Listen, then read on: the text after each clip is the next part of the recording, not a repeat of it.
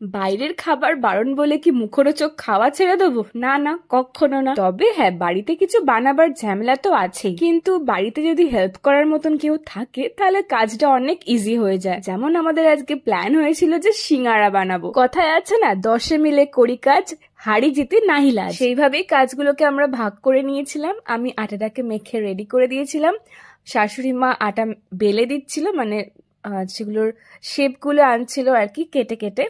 শ্বশুরমশাই পুর বানাচ্ছিল, মানে পুর দিয়ে জিনিসটাকে ফিল করছিল, সিঙ্গারার শেপ দিচ্ছিল। আর আমার বর সেগুলোকে ফ্রাই করেছে, পুরো একদম প্রপার দোকানের মতন দেখতে হয়েছে, তোমরা দেখতেই পাচ্ছ। আর পুরটাও খুব সুন্দর খেতে হয়েছিল, একদম পুরো দোকানের মতো। খাটাখাটনি একটু করতে হয়েছে বটে, কিন্তু দোকানে যেমন অনেক দিনের পুরনো তেল তোমাকে দিনের পর দিন একই তেলে গরম করে ভেজে দেয়, সেই জিনিসটা তো হয়নি। বাড়ির টাটকা তেলে রান্না হয়েছে, অ্যাসিডিটি কিছুই হবে না। তো সেই কারণেই বাড়িতে বানানোর আয়োজন।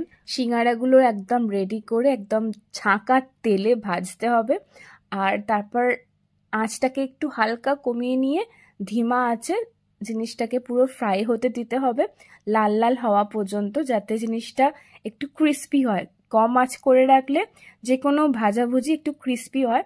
তো কম আঁচে জিনিসটাকে ভেজে তারপর তুলে তোমরা সার্ভ করতে পারো। এগুলো কিন্তু দোকানের থেকে কিছু কম ভালো খেতে হয়নি, একটু ঘাম ঝরাতে হয়েছিল বটে, কিন্তু খেতে দুর্দান্ত হয়েছিল।